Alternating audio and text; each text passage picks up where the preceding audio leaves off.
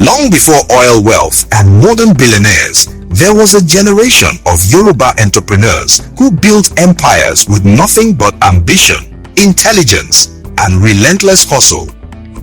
They were the first millionaires, the pioneer industrialists, the merchant princes who proved that Yoruba people could dominate commerce and manufacturing. Some started with just 47 pounds, others dug wells and sold water.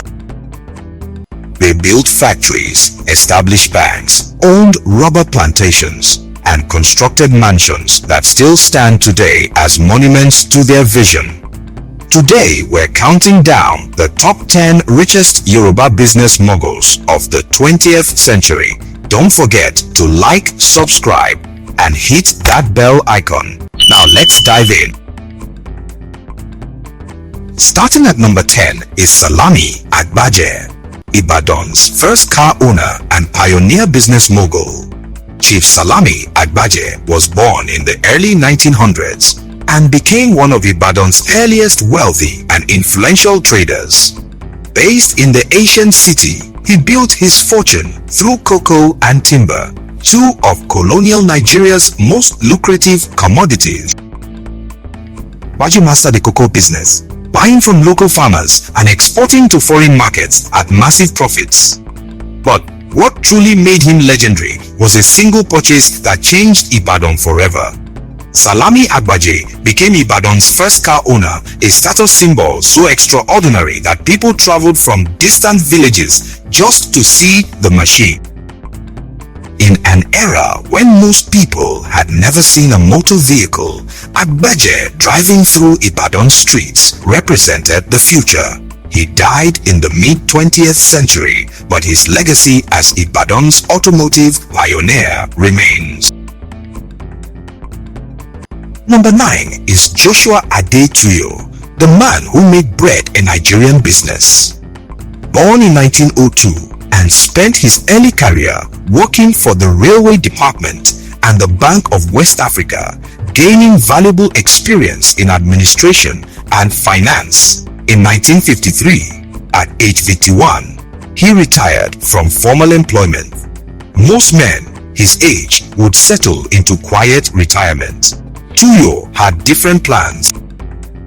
In 1955, he entered the bakery business, establishing what would become de facto bakeries. He started small with modest equipment and local distribution.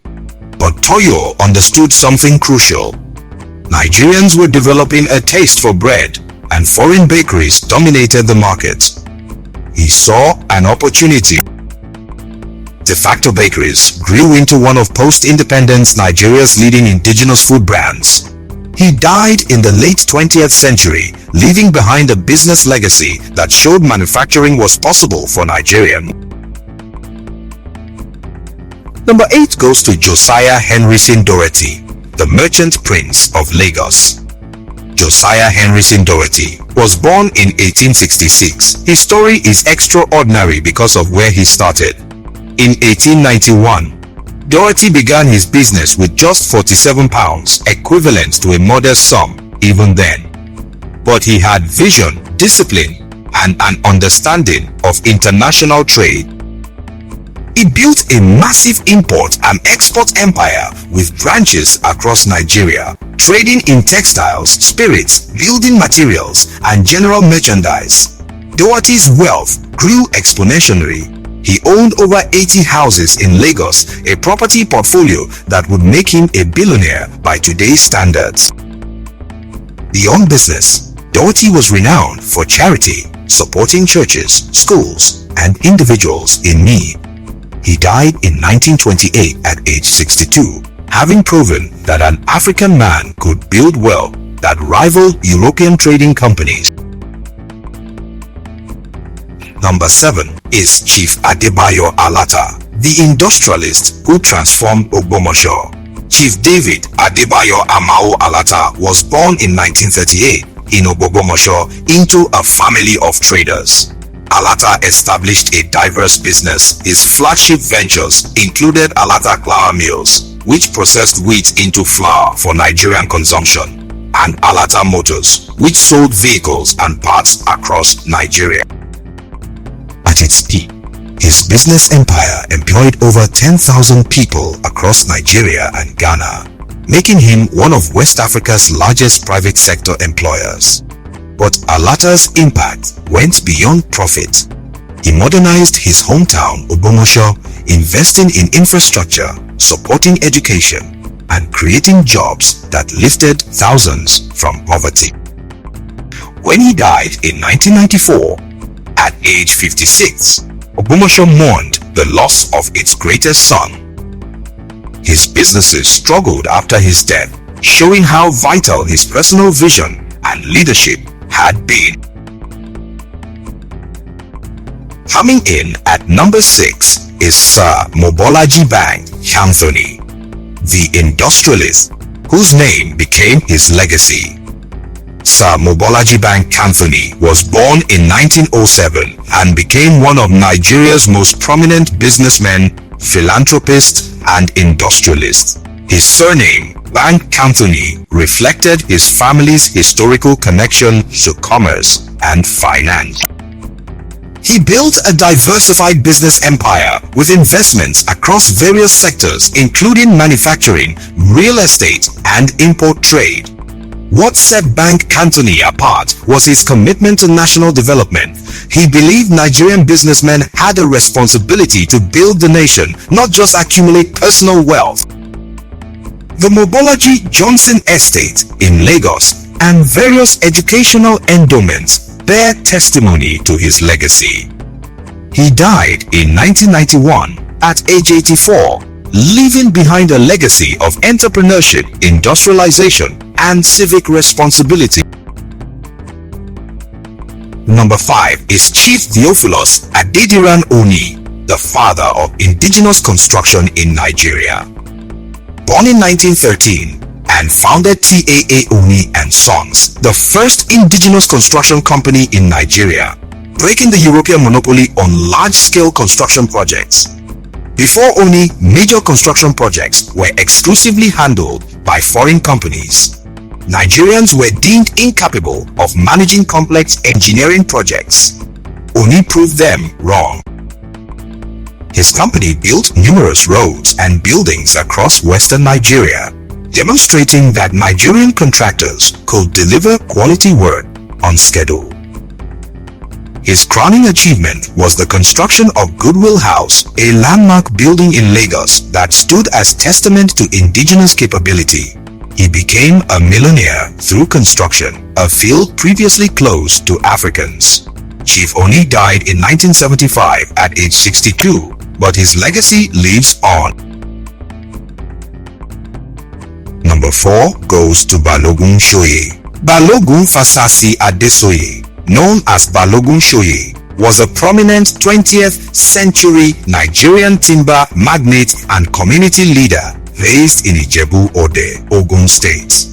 In an era when timber was one of Nigeria's most valuable exports, Balogun Shoye controlled vast timber concessions and dominated the trade. He harvested hardwoods from Nigerian forests and exported them to Europe, where they were prized for furniture and construction. In 1946, he built the iconic Balogun Shoye House, a massive residential complex that showcased his prosperity and architectural taste. Balogun Shoye supported the British native administrative structure during the colonial era, serving as a community leader and bridge between traditional authorities and colonial administration. His influence extended beyond business into politics and social life. Taking the bronze medal at number 3 is Sanusi Adebisi Idikan, the man who paid Ibadan's taxes. Born in 1882 in Ibadan and became one of Yorubaland's most legendary business magnates. He made his fortune as a cocoa merchant, buying cocoa from local farmers and exporting it through Lagos to international markets. During the cocoa boom of the early 20th century, fortunes were made and lost. Idikan made his and kept it through shrewd business sense and calculated risk taking. The most famous story that cemented his legendary status was when he paid the colonial tax for the entire city of Ibadan, a gesture of generosity and power that demonstrated wealth on a scale rarely seen. He built a massive 99-room mansion in the Idikan area of Ibadan, which gave its name to the entire neighborhood that still bears his name today. He died in 1938 at age 56. Number 2 is Candido Da Rocha, Nigeria's first recorded millionaire. Born in 1860 to an Afro-Brazilian family from Ilesha that had returned to Lagos, he became Nigeria's first documented millionaire through an ingenious business venture that solved Lagos's most pressing problem, water scarcity. In the late 19th and early 20th centuries, Lagos suffered from severe water shortages. Da Rocha saw opportunity where others saw crisis. He dug a well at his property and began supplying water to Lagos residents at a price. But Da Rocha didn't stop at water. He diversified into real estate and finance, founding the Lagos Native Bank and the Lagos Finance Company. It was said that Da Rocha was so wealthy that he had his laundry sent to London every week. Da Rocha lived to the remarkable age of 99, dying in 1959, just before Nigerian independence.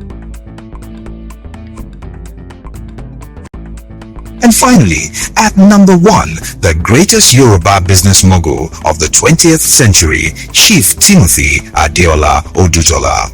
Born in 1902 in Ijebu-Ode, Ogun State, and built the most successful indigenous manufacturing empire in 20th century Nigeria. He started humbly selling commodities in local markets and learning the fundamentals of trade, but Odutola had ambitions beyond retail. He established multiple businesses, including factories, retail shops, and eventually a cattle ranch, demonstrating his belief in diversification. His major breakthrough came from manufacturing tire and tubes. In 1950s and 1960s, as Nigeria's vehicle population exploded, Odutola recognized that imported tires could be produced locally. He established tire manufacturing facilities that competed successfully with foreign brands like Dunlop and Michelin, a remarkable achievement for an indigenous company. To ensure raw material supply, he established a 5,000-acre rubber plantation controlling his entire supply chain from tree to tire. In 1971, Odutola became the first president of the Manufacturers Association of Nigeria, and he advocated for policies that supported local manufacturing. His business empire generated millions of dollars in revenue and employed thousands of Nigerians across multiple states. During her historic 1956 visit to Nigeria, Queen Elizabeth visited Ijebu-Ode to specifically meet Chief Timothy Adeola Odutola, a renowned Nigerian industrialist and friend of the British royal family. The Queen reportedly stayed at the Adeola Odutola Lodge, built around 1934 or 1939 in Ijebu-Ode. Chief Odutola died in 1995 at age 93, having witnessed nearly a century of Nigerian history and contributed more than most to its economic development. And there you have it. Top 10 richest Yoruba business moguls of the 20th century, from Candido Da Rocha's water empire to Timothy Odutola's tire factories. These pioneers proved that Yoruba entrepreneurship could compete with anyone in the world. Which mogul inspired you the most? Drop your thoughts in the comments. If you enjoyed this video, please like, share, and subscribe to Top 10 Yoruba. Until next time, remember, you come from a people who built wealth from nothing.